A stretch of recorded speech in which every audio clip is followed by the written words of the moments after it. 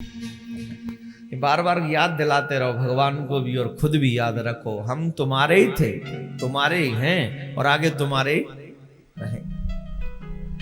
ये श्री कृष्ण की अनेकों लीलाओं में से द्वारिका में अनेकों मेरे गोविंद ने लीलाएं की हैं।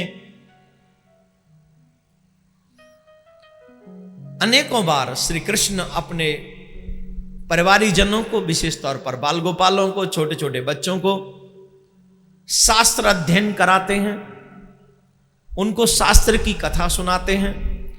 पुनः एक बार आप सब जागरूक रहें इस बात पर,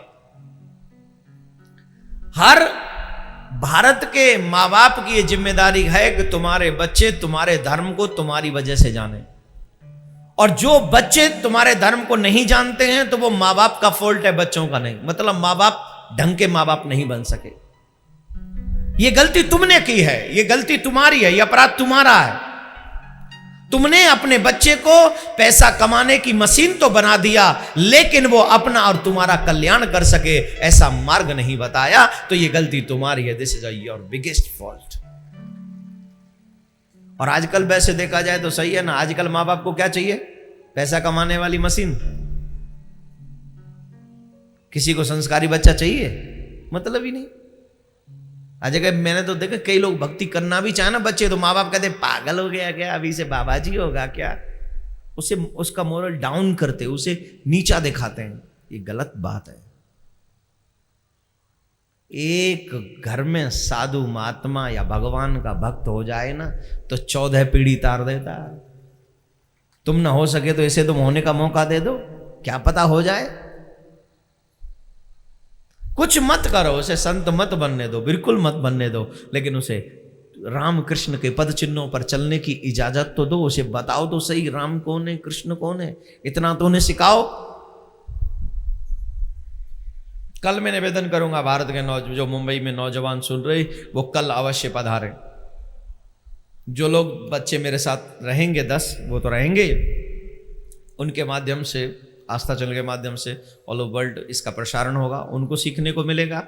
और आप जो यहाँ आएंगे आपको भी उतना जानने का एक, जो कथा का क्रम है तो उसमें हम उसी क्रम में जाते हैं, लेकिन वो प्रश्न क्वेश्चन आंसर ऐसे हैं जो उसमें आपको वो भी कई बार नॉलेज मिलती है जो आपको नहीं मालूम होती है।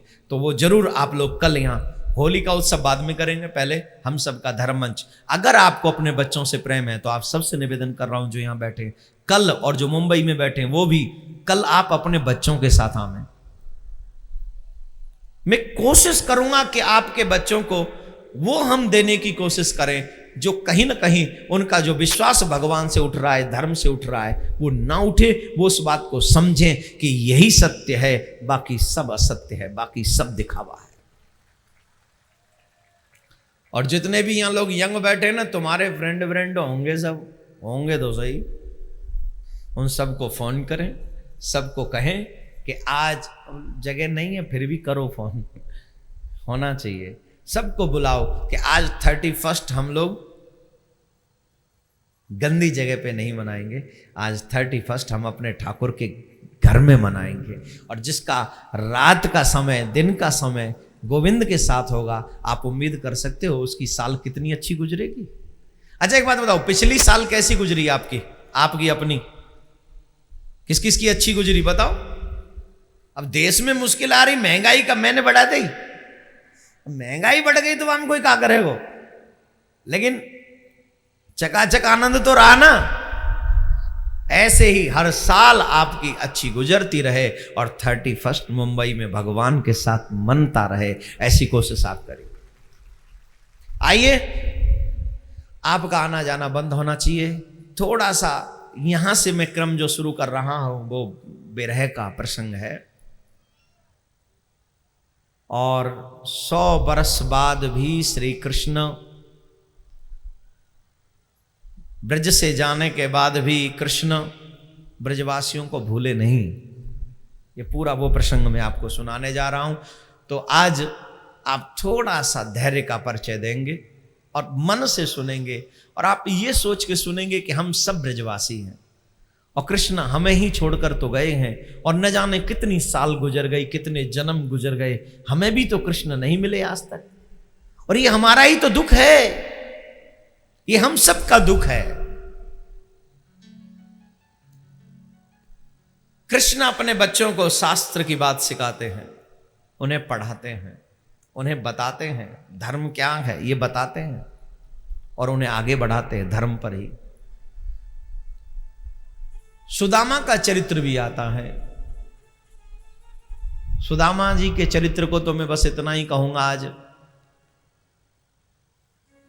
कि जो किसी का हक खाता है उसको दरिद्री होना पड़ता है, और जब किसी का कोई हक नहीं खाता तो भगवान उसको इस दरिद्रता से बचा लेते हैं। आप याद करिए, सुदामा ने 2 मुट्ठी चना श्री कृष्ण के बटके खा लिए, उसका फल क्या हुआ? सुदामा के घर में दरिद्रता का प्रवेश हो गया। लेकिन जब सुदामा ने 2 मुट्ठी चावल से कृष्ण को खिला दिए तो वो कर्म वहां पर पूरा हो गया, और बदले में उन्हें 2 लोक की संपत्ति मिल गई, 2 लोक की संपत्ति। एक बात बता दूं, दुनिया में फ्रेंड बनाने से बढ़िया है कि कृष्ण के पास चले जाओ। उससे अच्छा, उससे सच्चा मित्र तुम्हें कोई मिल नहीं सकता। वो सबसे बेस्ट है, सबसे, उससे बेस्ट नहीं हो सकता कोई।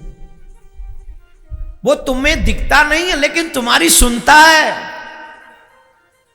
तुम्हें चाहे वो ना दिखे लेकिन वो तुम्हारी सुन रहा है।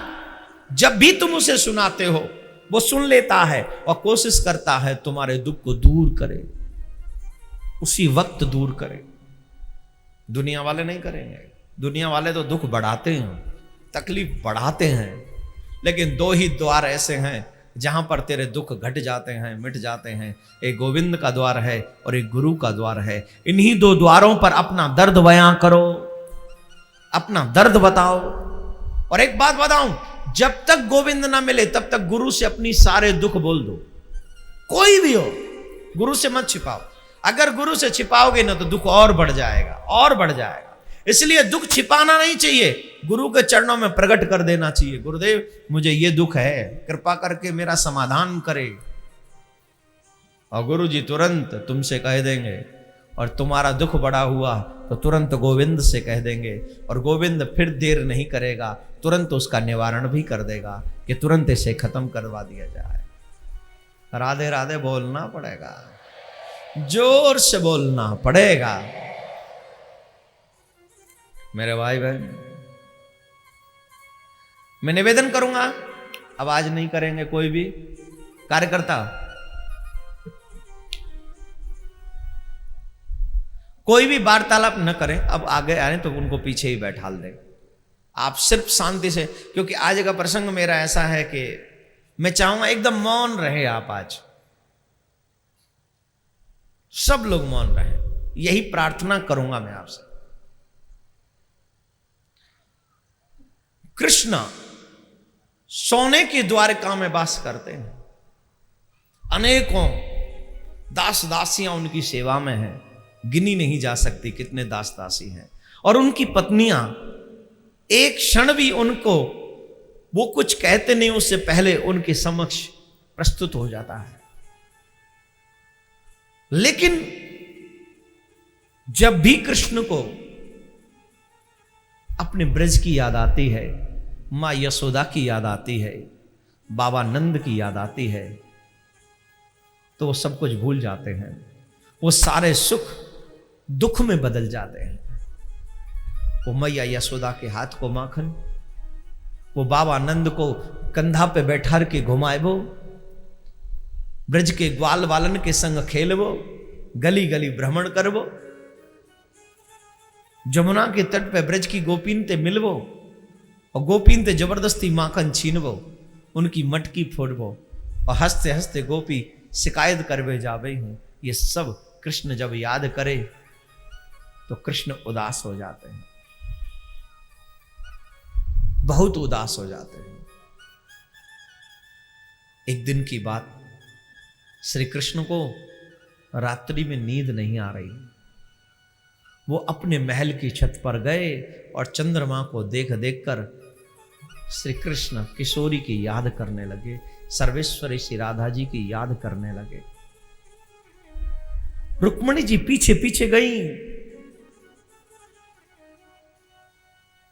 और रुक्मणी जी जब पीछे पीछे गई,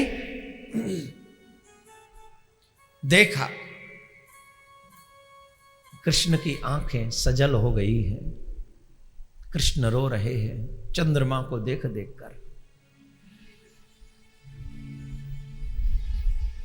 रुक्मणी ने पूछा, हे प्यारे क्या हो गया? हे स्वामी, हमसे कोई अपराध हो गया? हम लोगों से कोई त्रुटि हो गई? आज तक आपकी आंखों में हमने अश्रु नहीं देखा, आज क्यों? कोई अपराध हुआ हमसे? हमसे अपराध हुआ तो हमें सजा दीजिए, हम हर सजा लें, भोगने को तैयार है। बताओ ना क्या हुआ है प्रभु, बताओ ना।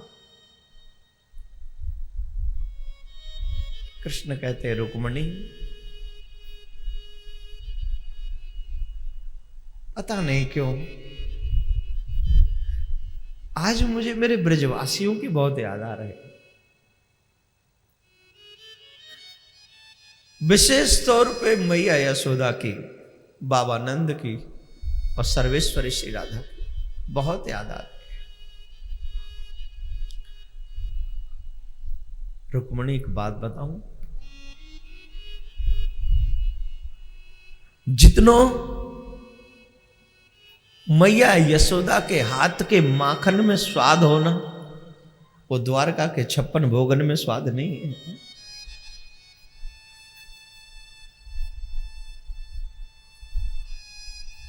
जाने मैं नहीं उठा वो बातें, पहले मैया यशोदा मेरे लिए ताजी माखन निकाल के रखे। मेरो कृष्ण उठेगो माखन मांगेगो, माखन मांगेगो तुम्हें माखन देनो है। मेरे उठबे ते पहले ये कृष्ण ना करे। मैया यशोदा कृष्ण के लिए करे।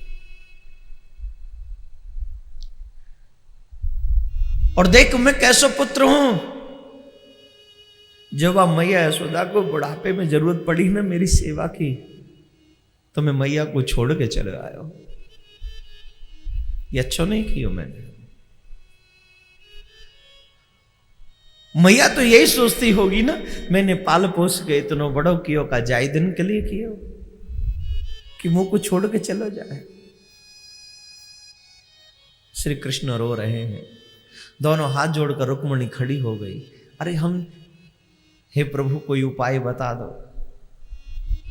रुक्मणी पूछती है, जब आपको ब्रज से इतना प्रेम है तो आप उस ब्रज को छोड़ के क्यों आए थे? हमें भी ले चलो उस ब्रज में, हम भी चलें। कृष्ण कहते हैं, तू जानती है उस ब्रज में आदमी कब तक रह सकता है? कब तक? जब तक राधा चाहे। जब सर्वेश्वरी राधा न चाहे ना, तो कोई व्यक्ति उस ब्रज में रह नहीं सकता। शायद मोते कोई ऐसा अपराध बन गयो होएगो, जाते सर्वेश्वरी श्री राधा ने मुख ब्रज से निकाल दियो। ये मोते कोई अपराध भयो होएगो। श्री कृष्ण रो रो के राधा रानी को याद कर रहे हैं, उन्हें पुकार रहे हैं। श्री राधे अपनाओ, हमें स्वीकार कर, दर्शन दे दो। बहुत दिन हो गए दर्शन किए बिना, एक बार कृपा करो, एक बार कृपा। जो भी अपराध हुआ वो सब क्षमा कर दो, एक बार कृपा करो।